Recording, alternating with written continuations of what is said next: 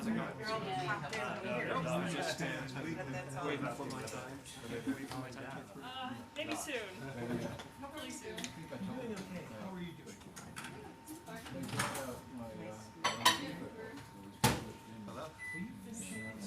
I remember you were on.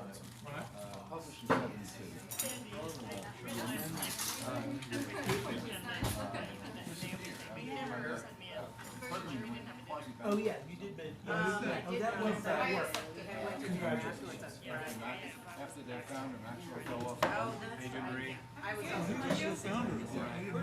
I've learned more about statistics and quantum from what I have.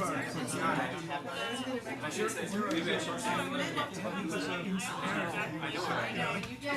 know what institute It didn't give you a headache. They haven't answered on queries. And they've run out on Yes. Kindle. Gotcha. Okay. What was your query? Did you have full? Oh, I wanted to know what was supposed to be. Oh. Yeah, I guess. It's not a perfect position, so yeah. Luck will be involved. That's Nihilism. Big pressure among Does that mean to discourage you? 50 books are like the I'm not sure if it'll be the most, the best. Double check the place that I wanted to in what they Yeah. Okay, we're having lunch after this. Figure it out. Yeah. What's up, gonna be good? Yeah, well, the chef. Okay. Well, I mean, as long as it's not the Kool-Aid gourmet, which can make tomato No, it's not as important as I hope it would be. you know, you use all these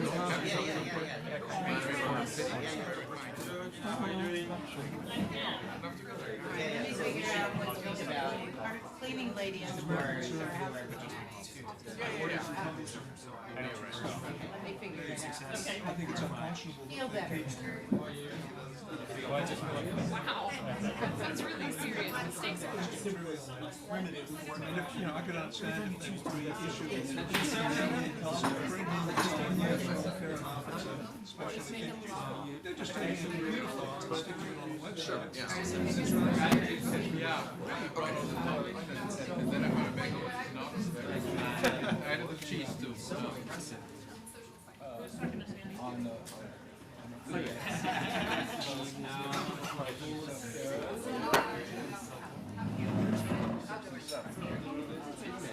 What's the book again? Are you introducing? Yeah. Long time he needs a couple of lights. Hey, how you doing? Yeah, well, you're not supposed to eat. You're supposed to be double. We're in the closing stages. How you doing?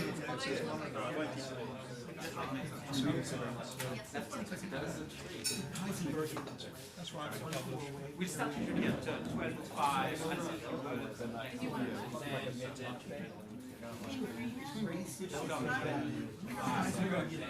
just think. And then we've got another question.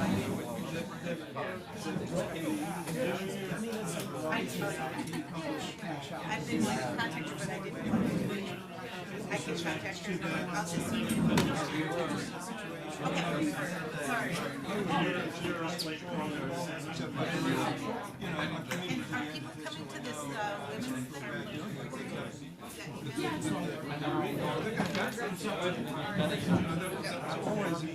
Oh, so we'll assume everybody. How are you doing?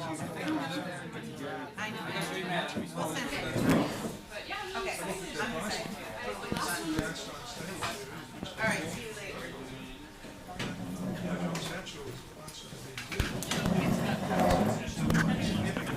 Whenever you're ready, I have the mic as well. I'll give this to you. And then this, yeah. Maybe a little lower because actually we don't have the ability to just by figuring out. Can you tell? In general, is it going to come over the Let's edge? go over into the room. And We'll adjust.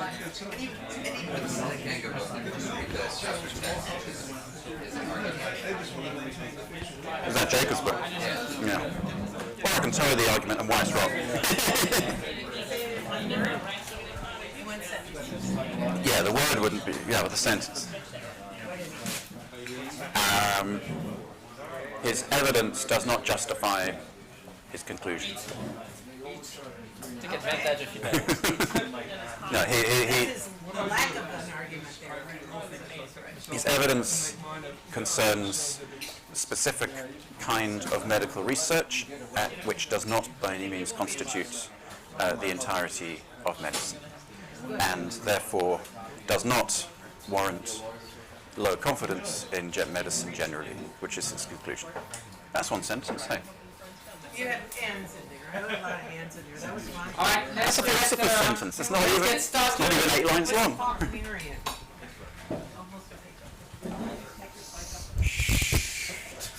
All right, so welcome to today's lunch talk. Before giving Jonathan Fuller the opportunity to introduce the speaker, I wanted to remind you of the events in the coming days.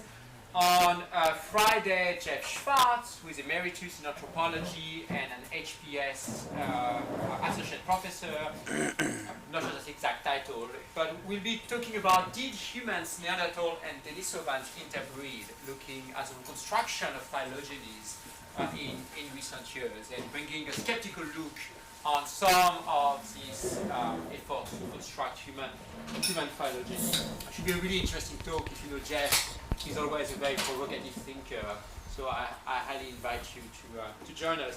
And next week, Andrew Buskell, who is a fellow here at the center, will be talking about cognitive novelties, informational form, and structural causal explanation.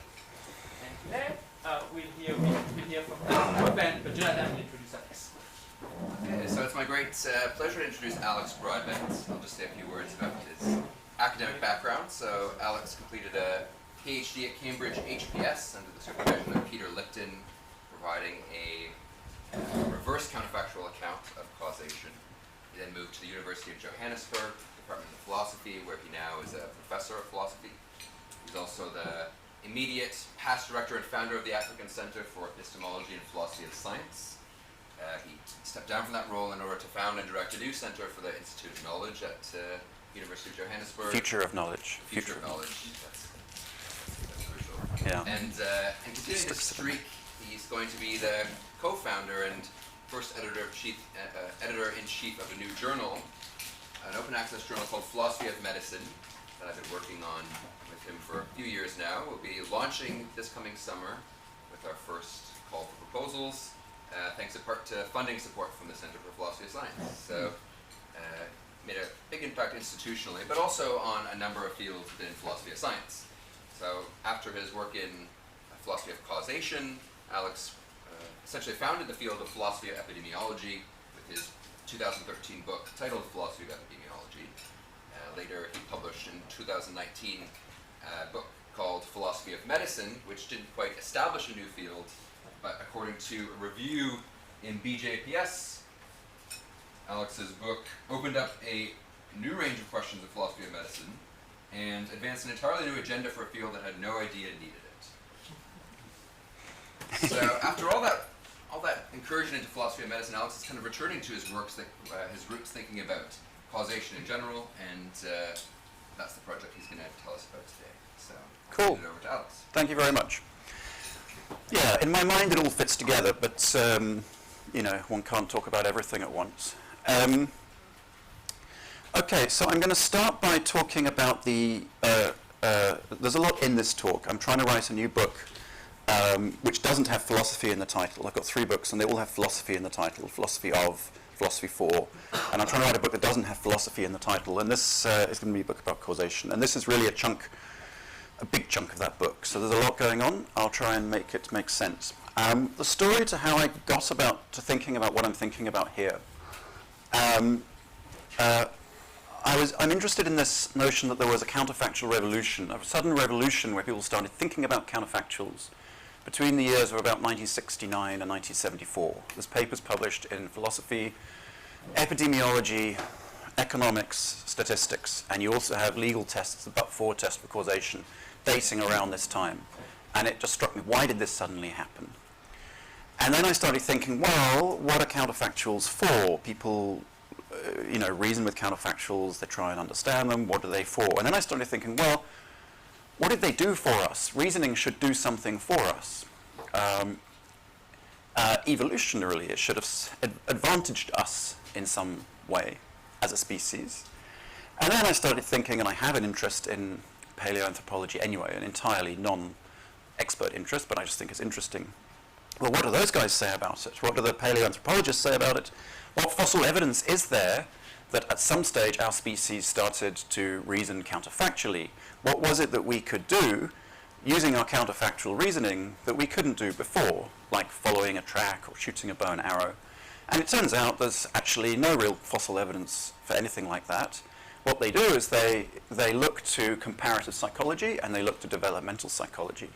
And then I looked at the comparative psychology, and at this stage I smelt a rat, because the comparative psychology between humans and animals strikes me as being horrendously biased. Very much this ethos of man made in the image of God. They're looking for evidence for the hypothesis that we are different. And why start with that hypothesis? That's the story of how I got to this talk. I'm going to explain all of that in more detail. I also want to orient myself in relation to Jim Woodward. This talk is not a reaction to reading his work, but it clearly is partly. And his work also underpins the way that paleoanthropologists and to some extent psychologists have thought about causation. They refer to the philosophical work, and I have a concern, not relating to him, but that there's a circle going on, so that when conceptual questions come up, they refer to philosophers, and when philosophers encounter certain issues like how we use counterfactual reasoning, they say there's empirical evidence. So I have an underlying concern about a circle, which I'm not specifically attributing to Jim. I did send him these slides yesterday, and he doesn't agree actually with point 3.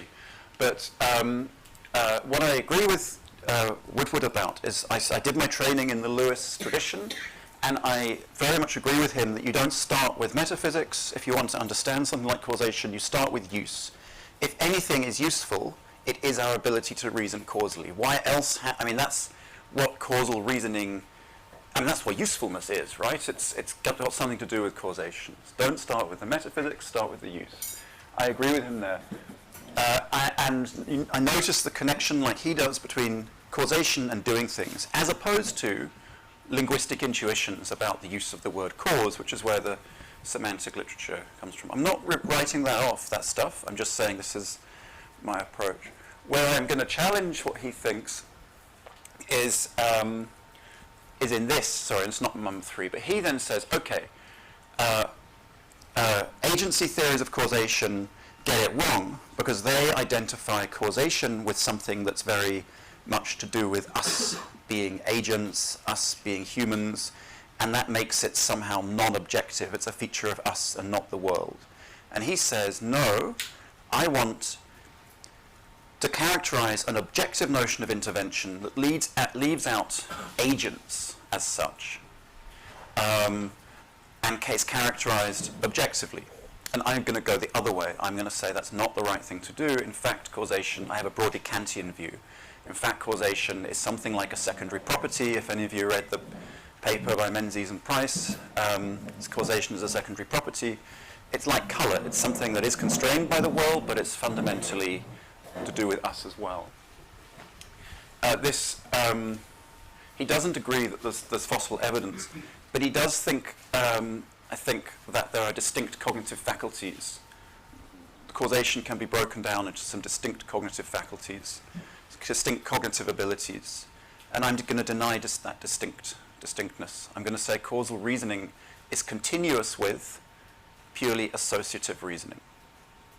There is no qualitative difference between reasoning causally and the kind of reasoning that a rat does when it pushes a button in a maze. That is something that completely goes against, I think, any kind of interventionist view. And I'm also going to disagree, although this is more suppressed, but I don't accept the view that I see in Jim's work, which I think is accurate. He thinks that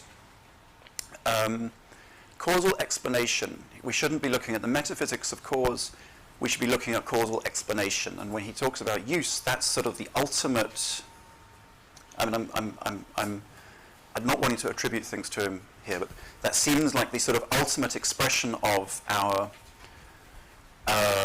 causal thought is our ability to explain things. And certainly this is what people like Pearl think, this is what people like, what people in the paleoanthropological literature think.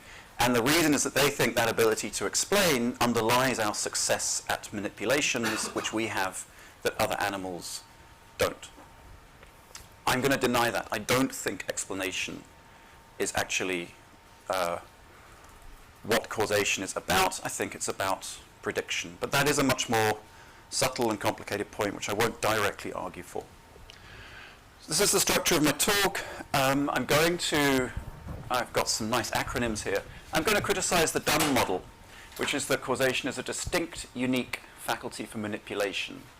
It's distinct from other faculties, it's more or less unique in humans, and it's especially connected to manipulation. There's this idea, I'm not saying anybody is articulated like this, Jim, I think, wouldn't accept this as a view he holds. I'm not going to talk, as I said, this is not a talk about Jim, it's just that I know that he is known here.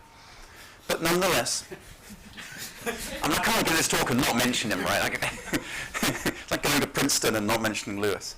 So there is definitely a view that about 1 million years ago, humans evolved, Homo sapiens evolved with a special cognitive ability, which is like causal reasoning or something. You know, it's there in the kind of, what's he called?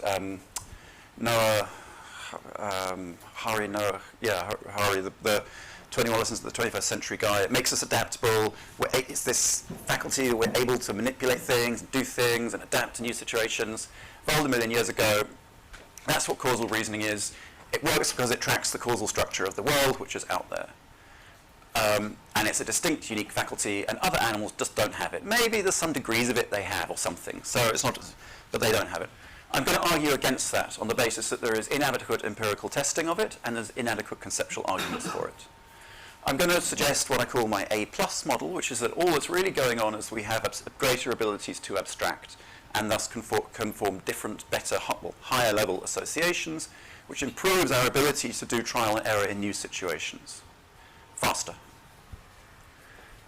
And in fact, I'm going to try and indicate how that deals with the old problem of association versus causation, and I'm going to suggest that it's favored by a preference for cognitive gradualism. I'm going to discuss machine learning and argue this provides some evidence for my view because of the epistemic capacity of machine learning, which I think I can explain.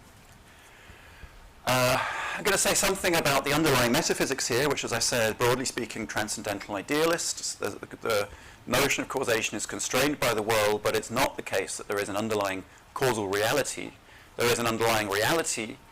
Our way of dealing with it is what we call causation, but there may be other ways, and indeed perhaps this is why machines can do things in other ways, perhaps. And then finally, I'm going to say something more about counterfactual revolution, specifically about the idea that when people are trying to formalize counterfactuals, they're trying to emulate human reasoning. And I'm going to say that's wrong. That's not the right way to go about doing that. I may not manage all of this, in which case I'll stop. The dumb model of causal reasoning. I'm not saying it's dumb. I'm just saying this just happens to be the acronym. Causal reasoning is a distinct cognitive faculty, or several of those, unique or nearly unique to humans. It's necessary for our abilities of manipulation and partly responsible for our success, which, by the way, is a term that really irritates me. Causal reasoning yields manipulative success by tracking the world's causal structure. This is motivated fundamentally, I think, by trying to distinguish associations from causations. Causation. Philosophers have started with the notion of necessary connection, but people who are trying to use causation in empirical contexts are more interested in the fact that associations can be confounded and you can have spurious causation. drinking coffee is correlated with in early stage of pregnancy, is correlated with low birth weight. Observational studies show. But it turns out when you do a trial that it's not. Why? Because people who drink more coffee also tend to smoke more.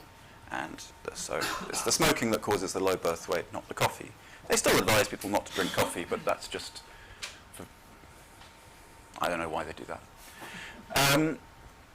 So there's an association, but if you try and intervene on the association, it doesn't change the birth weight. If you just stop people drinking coffee without making any intervention on their smoking, it doesn't change the birth weight of the babies. And that is thought to be essential, that notion to why we need causal knowledge and not just associative knowledge if we want to successfully do things. So there's this idea that causal reasoning is that the reasoning is something like a distinct causative faculty. This explains how we manage to get around these problems when we encounter them, the problem like the one I've just described. There's a distinct cognitive faculty. It's not somehow, I don't want to overstate this, but somehow it is different from what rats do in mazes. It's unique. Again, I don't want to overstate this. If you put this to people, they say, no, of course. But actually, people don't specify a series of gradual changes. It does come out a bit like a wing, something that wasn't, there's no obvious intermediate stages between a leg and a wing. Likewise, when people postulate these faculties or these components of these faculties, they don't show that it's like association getting bigger and bigger or something. It's like this is a new thing. So there is this element of distinctness and there is this element of uniqueness, and it's clearly, as I've mentioned, related to manipulation and intervention and supposed to give us special powers for that and supposed to be somehow uniquely related to those things so that you can actually go as far as to characterize causation using the notion of intervention. So here's I'm going to run through some examples. Judea Pearl in his 2018 book he gives a ladder of causation. Most animals, as well as present-day learning machines, are on the first rung, learning from association. He says seeing. He thinks this is, without any intervention, you learn associations. I think this is utterly wrong, by the way. I mean, learning associations, clearly, we often use interventions for. That's trial and error learning. So I think this is, I don't know why he says that. Clearly, even merely associative learning may involve interventions. That's like a rat trying something in a maze, pushing a button. Anyway, the second level is doing, intervention. If I take aspirin, will my headache be cured? Tool users, such as early humans, are on the second rung if they act by planning and not merely by imitation. We can also use experiments to learn the effects of interventions, and presumably this is how babies acquire much of their knowledge. I am going to be a bit rude about Pearl. This drives me nuts, presumably. I haven't seen my kids doing experiments. Anyway, I think if you're going to say something like that, you have to look at the evidence, which he doesn't do in that book. On the top rung, counterfactual learners can imagine worlds that do not exist and infer reasons for observed phenomena. And the criticism I'm going to make here is this is phenomenology. This is appealing to what's in our heads. How do we know what other animals are doing? How do we know what former humans are doing? I rule that out. That's no evidence for causal reasoning. You can't use your experience as evidence. You have to use the output. Otherwise, that's bias. That's a bias. That's an anthropomorphic bias. So I don't think Pearl's formulation is very good, but I do think it indicates something that is common in the literature. Jim Woodward's is much more nuanced. He gives a characterization that I say is something like distinctness and something like uniqueness. He says human causal cognition is not a unitary thing. Instead, it involves a number of distinct abilities. So he's saying it's not unitary, but he's saying nonetheless there are distinct bits. So it's not one distinct thing, but there are distinct bits. It's not a continuum, I take him to be saying here. And uniqueness, experimental results, this is again nuanced. Experimental results concerning non-human animals and infants show us that these abilities dissociate as a matter of fact, in the sense that there appear to be animals that possess some of these abilities, or possess these abilities to some degree, but do not possess other abilities. So, again, there's a kind of a ladder or a step thing going on here. And the idea is that we are unique in this. I mean, unique is too strong, but I'm expressing a thought that there is a fundamental difference. And it's that difference, this is why it matters, it's that difference that enables us to do certain sorts of things. Woodward has an influential model of three kinds of causal reasoning, which is influential in the paleo literature. First, we start with egocentric learning, which is that we learn the consequences of our own actions, and then we learn that other actions have consequences that we can replicate, and then we learn reasoning about the natural world. And that this is a third step, is that other things happening, not agents, other things bouncing into each other have consequences. I'm not sure there's an evidence base for that, but it's influential. And then here is a paper from the paleo literature. Marlise Lombard is a colleague of mine at the University of Johannesburg who works on these sorts of things, and in one of their papers they've developed it into a 7-level model. I always forget actually what these things exactly mean, but it's basically the same idea. You start with your own causal understanding, you go through to looking at what other people are doing and why. That's how the mind reading comes in. There's a theory of mind view there, and then from the end you start understanding causal networks that have no agents involved. So the idea is it starts with agents and it moves out from there. These are just examples of views that examples of views within the standard dumb view. Evidence for this view. Jim does not accept there is fossil evidence for this. He doesn't think there's fossil evidence, and I think he's right to say that. But I think that this is a kind of evidence one could say, and one could look for, and people do indeed look for evidence that we have special abilities in the evidence that we used tools in ways that perhaps chimps and things don't. That our ancestors used tools. There is evidence in the idea that our other animals don't have these abilities, don't have our success, for the idea that we have some distinct, unique ability. And there's evidence, there's paleo evidence, there's evidence from comparative psychology, and there's evidence from developmental psychology showing that we acquire distinct cognitive abilities at different times, mechanical, planning, counterfactual, and so forth. I am going to go through replies on this exact table in a minute. I'm just summarizing. Conceptual arguments. One is that one could mount an argument that there is a a special connection between intervention and causal reasoning. You can have an argument that the distinction, which I went through now with the coffee and the birth weight, association causation distinction is necessary to be successful when you intervene and not merely when you predict. And you can have an argument that future hypotheticals are best construed as genuine counterfactuals. This is because in psychology they actually distinguish between future hypotheticals, if I do this, what will happen, from past counterfactuals, if I had done this, what would have happened. And they distinguish because indeed it seems that children acquire those abilities at different times. And so that presents a problem for potentially for this view, which would tend to lump them together, and philosophy in general actually, which lumps them together. And the argument is, well, counterfactuals are somehow required for causal reasoning, and this is required for planning, and so really underneath it all it's the same thing. And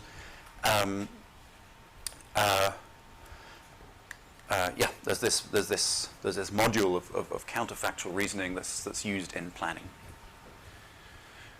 A causal constraint is then placed on machine learning, and I'm jumping fields here, but this is really a reaction to Pearl again.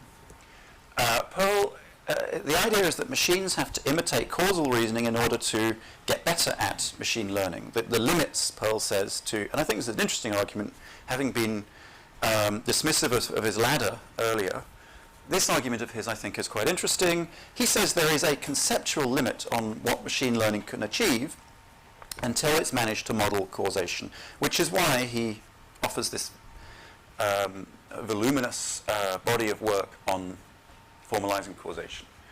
he has an example in his book, a toy example of a hospital. He says, imagine you have a doctor in a hospital, learns very well how to deal with the patients and how to prescribe, and imagine you have some algorithm that learns similarly and actually gets very good, maybe even better than the doctor, at diagnosing, saying what to prescribe. So there are interventions there. But you move it to a new hospital, the doctor, he says, will be fine. Even if it's a different patient profile, will know that it mattered, that in the other hospital the patients were generally younger and won't make mistakes, that the machine will. The machine will be starting again. It's just a new data set, and it will just have to start afresh. A recent example there have been a lot of papers published. I looked in Nature last year. There's a ton of papers on machine learning, loads of them about medicine, very few about public health, they're all about medicine. And one of the things, there's a paper where they test causal discovery algorithms, 3 causal discovery algorithms, on data about Alzheimer's. And previously, machine learning has successfully identified predictors, but has failed to successfully identify intervention points. The predictors have been caused by a common cause of the outcome of interest. And they test it against our knowledge of the etiology of Alzheimer's, which they say is very good, which they call the gold standard. And so what they're saying is, look, until a machine can do this, until we can algorithmatize the knowledge in such a way that the algorithm discovers what we know, it's not good enough. So there's a constraint on machine learning. It's got to measure up to causation. Against dumb, there is neither empirical evidence nor conceptual argument capable of supporting dumb. There is strong risk of bias arising from our religious intellectual heritage, man made in the image of God, separate from nature and able to control it. Extra skepticism is needed then, and yet a contrary hypothesis has not been formulated. Hence there are no inference to the best explanations, only just so stories. If you affirm the consequent, if you say things are this way, they would be just this way if the following story were true, and therefore the following story is true, that could be, that logically it's affirming the consequent, it's a fallacy. It could be an inference to the best explanation, it could be a just so story. It is a just so story, I think, if it hasn't been tested against possible other explanations, or at least assessed for goodness in some very rigorous way. My concern here is there hasn't been enough critical evaluation of the offered explanations. And at a very minimum, what I hope to be able to do by formulating an alternative hypothesis, even if that hypothesis ends up being wrong, is improve our confidence in the existing approaches. Because I think without that kind of contrastive test, and without a genuine effort to come up with an alternative, really, that's what a just so story is. It's something that entails what you see, but hasn't been properly evaluated. So these are the same things I showed just now. The fossil record shows increasing abilities to hunt. As I said, it doesn't to reason causally, and as I said, it just doesn't. And I think this is generally accepted, and this is why people go over to comparative psychology. What kind of evidence could there be that we reasoned causally at a certain stage? We clearly did things that we didn't used to be able to do before. But what exactly is it? And certainly, is there a Rubicon of some kind, an evolutionary Rubicon? Suddenly we started building houses, and before we were just lying under trees or something. And what is there that could show that this required a certain kind of reasoning and this couldn't? And it's very hard to imagine that there could be such fossil evidence, let alone find it. So other animals lack our abilities and successes. I'm going to show you a slide in a minute. But it's clear there's differences between us and other animals. But the question is, are they qualitative or quantitative? And as I say, I don't think there's a strong alternative hypothesis, the quantitative hypothesis being pressed. And it's so interesting. In psychology, animal psychology, you get Morgan's canon, which is not universally accepted, but the idea, in the 19th century, I think, people started talking about their dogs, their beloved pet Jack Russell would jump up and press the gate latch and you could see it's linking about it, and it presses the gate latch, and it opens the gate, and because of the influence of Darwin, people were thinking about this. And Morgan came along and said, no, look, you can't do that. You can't say that an animal is reasoning using a higher form of reasoning when you could explain it in a lower form, by a lower form, like it's just associated doing this with opening the gate. And in fact, that is what dogs do. I mean, my dogs will do this to try and open the door, and that works if they're on this side of the door, but if they're on this side, it doesn't, and they just do the same thing. But interestingly, that doesn't get applied when we're looking at, for the thing that differentiates us from animals. It's like, there's a thing that differentiates us from animals. What might it be? And the Morgan's canon doesn't seem to be rigorously applied to us. Probably because we have this experience, but with phenomenology, I imagine it like, but you can't admit that, I think, because we can't access that in other animals. What you need to do, and it could be a spandrel, it could be something that just happens to go along with whatever it is that powers our actions. Children show acquisition of distinct cognitive abilities. Well, I don't think the evidence here is clear, and I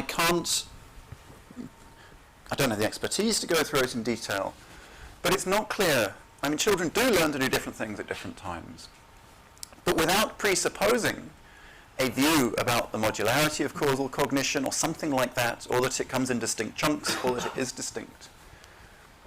It's hard to see. And certain things appear backwards. So I mentioned this problem about future hypotheticals. Children seem to learn at about age 3 that what they're going to do makes a difference. They don't seem to be able to express that what they did do made a difference until they're about 4. So it's hard to see how you can say those two kinds of reasoning are fundamentally the same, first of all. That maybe there's some capacity of imagination that is growing. But it could be the reasoning is the same. It's hard to reconcile that, I think, with the view that counterfactual reasoning is somehow fundamental to our ability to manipulate, because that ability comes first. The ability to manipulate, to intervene under hypothetical scenarios comes before what psychologists call genuine counterfactuals. I think that's interesting. I'm not quite sure how it shows. This is what I was going to show you about animals. There's this paper in 2009 go through all the hypotheses that have been tested by people who are trying to show that there is a difference between us and other animals. Again, I find this weird. Like, how can that be your starting hypothesis? Something as strong as that, unless you are descended intellectually from Aristotle. I mean, or not Aristotle, the scholastics. You think man is made in the image of God. Let's try and discover what the difference is between us and other animals. Why start there? I find it very interesting. Anyway, people do start there, and then they go look for evidence. And most of these kinds of evidence are contradicted by various studies. Only humans modify natural objects. Definitely not true. Chimps sharpen sticks. They chew the ends. They have poking sticks for termite mounds, and they have collecting sticks for termite mounds. Only humans have toolkits with different kinds of tools. Again, that's not true. As I said, chimps have different kinds of tools. Only humans depend on tools for survival. My colleague Marlise Lombard thinks that is the distinguishing feature of humans. Personally, I don't think it would make a difference if it was. I mean, because it's a gradual thing. Like, you could use tools more or less, and it may so happen that you come to tools so much you depend on them for your survival. But I don't see that as a distinction. But in any case, there's clear evidence that there are times of the year in which chimps do get a large proportion of their energy from food that's acquired using tools. And you could certainly imagine a situation in which you put a chimp in a situation where the only way it could feed itself was through using tools, and then it would. So I don't see that as a strong argument. Only humans fashion tools following arbitrary cultural rules. This is a strange one. People look for non-functional differences between tool use in different situations, in different areas, and they say that's culture. I think that's odd. Like, does culture have to be non-functional? Anyway, there are such non-adaptive population differences in the way chimps dip for ants in termite mounds. Humans use tools to access underground food. Well, chimps dig as well. Humans may combine many tools to achieve one goal. And there's evidence that chimps use more than... chimps, anyway. And I haven't talked about corvids, but there is good evidence that corvids do several of these things as well. Anyway, this is what I like. Combined, these studies suggest that much of what has been proposed as qualitative differences between these two species, because they're specifically looking at chimps, might instead be quantitative differences. Conceptual arguments for dumb. Intervention is specially linked to causal reasoning. I say what I thought was wrong with this, which is that it's just not. It's specially linked to associative reasoning. There's no special connection between intervention and causal reasoning. You can, many animals learn associations by intervening. They learn to get food by pressing a button. They press the button, they get food. They've learned that a certain intervention, pressing the button, gets them food. They've got no causal reasoning there necessarily. So I don't see there's some fundamental. You can come up with more than that, intervening under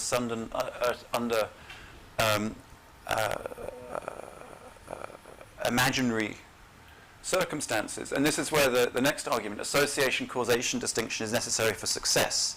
This is how we get round the problem of intervening on the caffeine consumption in relation to the low birth weight. This is how we know not to push the needle of the barometer to avoid the storm. And I'm going to deal with that in relation to my positive proposal. But the fundamental idea is that actually, let me deal with that in relation to my positive proposal. The future hypotheticals argument, that future hypotheticals are best construed as genuine counterfactuals because of the role that genuine counterfactuals play in causal reasoning, because causal reasoning is required for planning. So far as I can make this out, it's affirming the consequence. The idea is, look, counterfactuals are necessary for causal reasoning, which is necessary for planning. So counterfactuals are necessary for planning. Future hypotheticals are necessary for planning, and so counterfactuals are necessary for future hypotheticals. This is affirming this is affirming the consequent. This is not a valid argument. And I think what it is a bit of an ad hoc attempt to rescue dumb against a counterexample. It's like, oh yeah, well, this does seem to be a difference, but actually let's just suppose that it's the same kind of reasoning involved in both, because of the fact that the ability to be successful to make successful interventions while entertaining future hypotheses doesn't in fact seem to depend on counterfactual reasoning, which is fundamental really in the way that dumb is taken forward. And here's two further arguments. The first is Morgan's canon, a kind of Morgan's canon. It's better not to postulate distinct cognitive abilities when you could, if you could, explain through a gradual process of development of ones we know relatively well. If you could explain what we do as a form of associative learning, just more so, that would be preferable to the idea that it's a distinct ability. I think that people don't feel it's preferable because we look for something that distinguishes us from other animals, because we have that idea that we're special, that comes from a cultural religious heritage. An example of where this has been, a nice example I like, somebody used agent-based modeling, ran a computer simulation, Brantingham, in 2013. People had always assumed that the way we find deposits of stone tool resources, it seems to be concentrated, and it seems like we found them. And it's always assumed this is based on a directed walk. People went and looked for them. Brantingham showed that actually you'd get just the same pattern on a random walk. So that's a good example of a failure to apply Morgan's canon to human behavior. We prefer, when it's humans, to infer a reason than to infer that it could be results of trial and error. The other thing is cognitive gradualism. I mean, if you think of something like the wing, it's tough to explain how the wing evolved, because like little stubs don't really do much for you. It's not like a little stubs and bigger stubs, and then you can. Wings are only useful once you can actually spread them and fly. So how did it evolve? It's a fitness peak, separated by quite a long way from other fitness peaks. It's not clear to me those can be explained easily by natural selection, maybe not at all. I even asked a biologist. He said it's difficult to explain. So one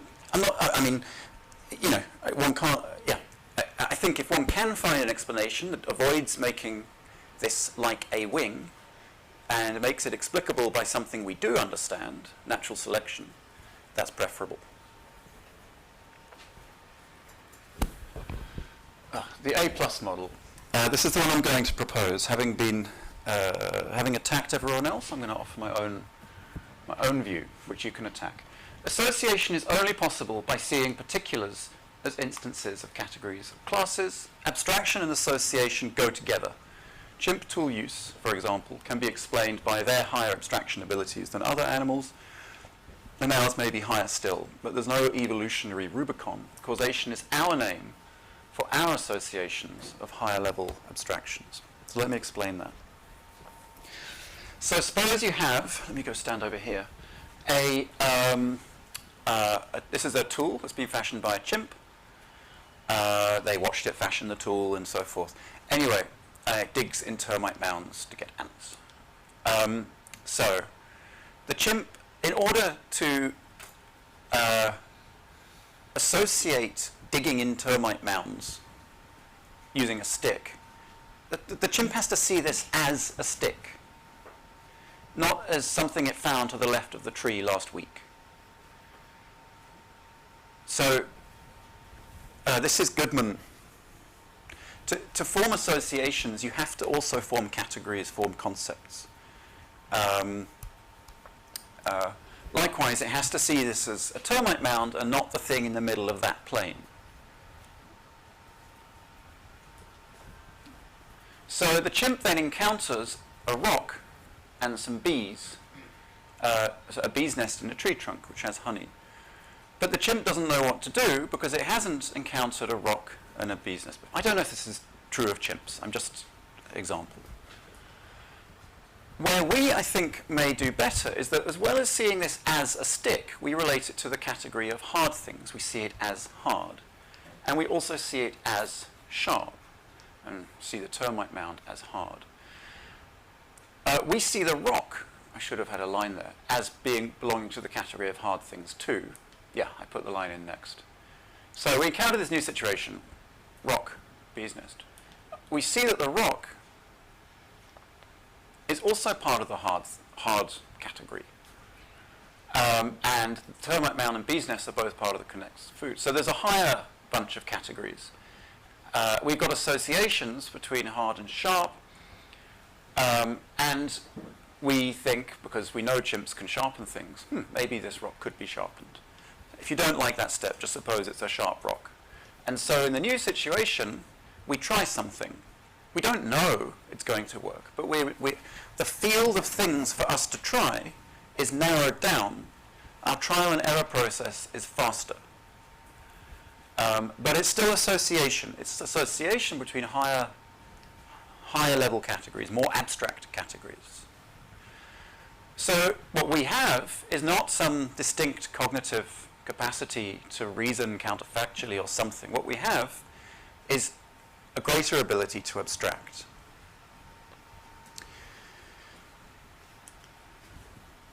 How does this deal with the problem of association versus causation? I think this actually is quite a deep problem. But there's a paper that I think very interesting by Miguel Hernan in 2008, where he, arguing for a kind of interventionism, says, look, you can't estimate the effect of mortality, of obesity on mortality, because it depends how you reduce the obesity, what effect it's going to have on mortality. If you cut off somebody's leg, that reduces body mass index. Okay, not obesity, but if they smoke, that reduces obesity. Exercise might reduce mortality more for the same reduction in obesity than diet, and perhaps both reduces mortality even more, while all could achieve the same amount of reduction of obesity. So they have their own effect on mortality, in other words. And if you imagine this in sort of causal graph, and you've got variable, obesity. It's like, boom, you take obesity away and you make the person, within the normal range. Like what is that? Like, it's even more dramatic for things like race, and this is why the social epidemiologists don't like interventionism.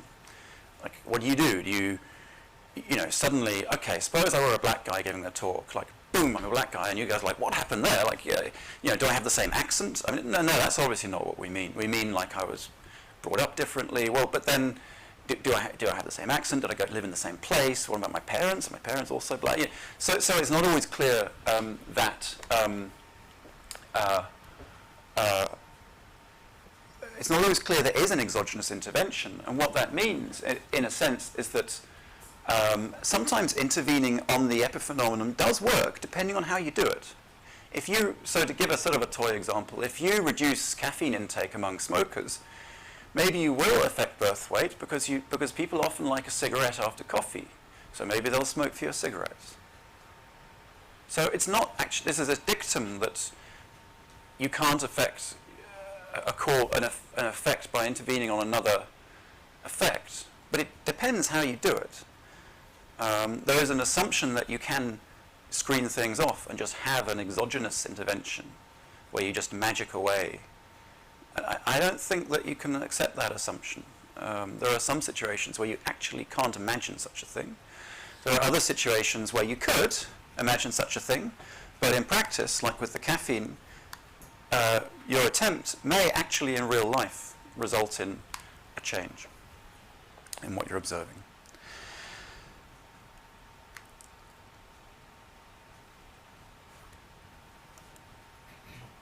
I think I'm going to leave the last point. Claimed benefits. I've discussed already the cognitive gradualism and the parsimony. The objection would be just not to accept the account I just gave of the cognitive, of the causal association distinction. On the parsimony side, it would be to say, no, there is good empirical evidence for these steps. I'm not going to go again into those things. I'm going to now talk, to the extent I can in the remaining time, about implications, metaphysics, machine learning. I'm going to suggest there might be a way of testing these two against each other, which I think would be great. Evidence favoring dumb would be the presence or absence of abilities to abstract and associate without manipulation. Evidence favoring A+ would be the concurrent abstractive and associative abilities going together, firstly, growing together in different species and in young humans. And secondly, those things growing with our ability to reason causally. And wouldn't it be interesting to assess whether our abstractive abilities, maybe even our mathematical abilities, grow in tandem with our abilities to reason causally? Again, there's a suggestion here that there might actually not be this distinction that has been around since the Enlightenment days between the ways we reason mathematically and the ways we reason in the empirical world. Maybe those two things are actually much closer together. Machine learning. The causal constraint on machine learning, the idea that it has to emulate our causal reasoning, is misguided. Any increment on our abilities to intervene successfully undercuts dumb. Machine learning need not be fed variables, which philosophers of language would call predicates, prior to looking for patterns. When the patterns it spots involve predicates we don't recognize, that's what we call epistemically opaque, and yet it still works. The causal constraint, this is my reply to the slide I put up earlier on causal constraint on machine learning. So Paul's hospital, remember, the doctor does better than the algorithm in a new hospital. Well, actually, a doctor would employ trial and error. It's not like a doctor with a causal model would just walk into the new hospital and be just as good as one with 20 years experience. Even if you're a causal reasoner, you still employ trial and error. And there's this impression that's given that once you've gotten a causal model, you're sorted. It's not true. If you're trying to fix a car or something, you formulate a causal model, you try things. You still use trial and error. So there's not a clear distinction between trial and error learning and causal learning. That's the first point. The second thing is that, look, I don't know how good current machine learning algorithms are, but it is the case that you could take a system and put it into the new situation and it keep its information and it wouldn't start afresh, it would modify. The question is how successful that would be. But it wouldn't be starting afresh. And it's really an empirical hypothesis. Maybe there are things that could transfer. Attempts to do that lately so far have been very unsuccessful. But it is an empirical hypothesis. It's not sort of a principled distinction. It's not a principled argument that until machines can incorporate the do calculus, they're stuck. The Alzheimer's thing, well, one thing that puzzles me here is why do they think that once they've identified a good causal algorithm there on that Alzheimer's model, that that's transportable? It's a kind of third man problem. Why do they think that a causal inference algorithm that works on that data set will be a good general causal inference algorithm? What's the evidence for that? Why is that different from the Pearls Hospital example? I don't know what the answer is to that. But the other thing I have there is why assess anyway why assess algorithms against their ability to track our existing causal models rather than directly against their abilities to make predictions about what happens under interventions? Why assume that's the only way you're going to be able to do it? Yes, in the past machines haven't been very good at identifying interventions, but why not get them to try? Not try to emulate our existing causal models. More generally, I don't understand. I mean, machine learning does increment our abilities our intervention abilities in incremental ways. It does improve our abilities to diagnose and therefore to prescribe, at least incrementally. Maybe it's not very good at it. Maybe it won't ever be. Maybe it's just that our algorithms aren't good. But I don't understand how even this is possible. It's a bit like, in my mind, so the machine comes in and it spots all these patterns which we don't necessarily recognize, and then it spits out outcomes that seem to work. And maybe it doesn't transfer to another hospital or whatever. But even within the one hospital, that's a bit like saying, okay, there is something that's a bit like GRU. It's green before the year 2000, blue afterwards. It's a GRU-like predicate. And it works in this hospital, but nowhere else. I think even that is weird. How can you discover something that has even that level of inductive validity and yet doesn't track causal reality, if there is such a thing as causal reality, and if that is the only way to generate those kinds of predictions? So I think that even the very limited success that present machine learning has enjoyed is hard to explain. I was giving talks a year ago arguing the exact contrary, by the way.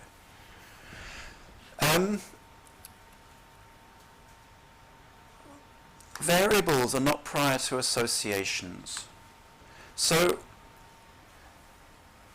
when people model things using directed acyclic graphs, and when they feed variables into causal discovery algorithms, those things are what philosophers of language would really call predicates. They are categories, somebody with a certain gene or something like that. That's a category of individuals.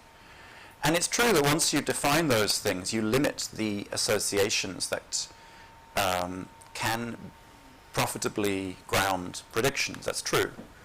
But if a machine looks for patterns without this constraint, which sometimes they do, then it will formulate its own categories.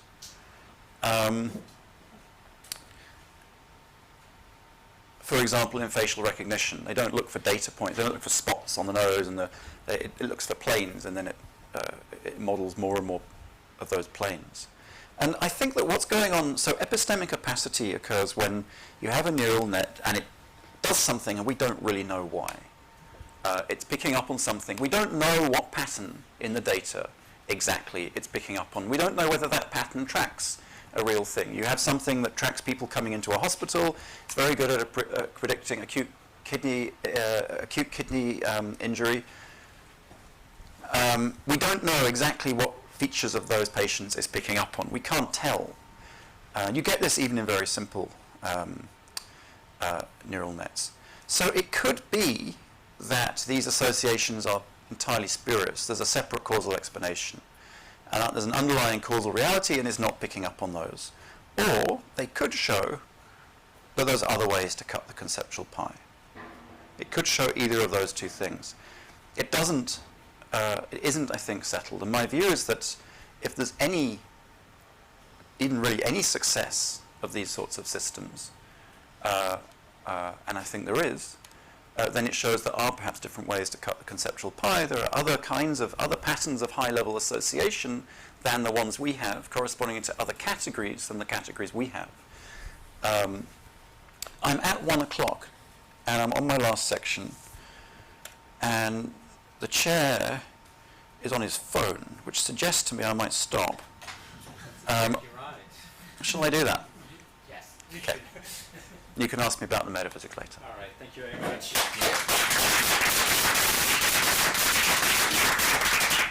Right, we'll take a 2 minutes break for questions, and then for 2-minute break, and then we'll have time for questions. Have a bite. Thank you. Oh, yeah. I sell you is. Oh, yeah. I'll get the full.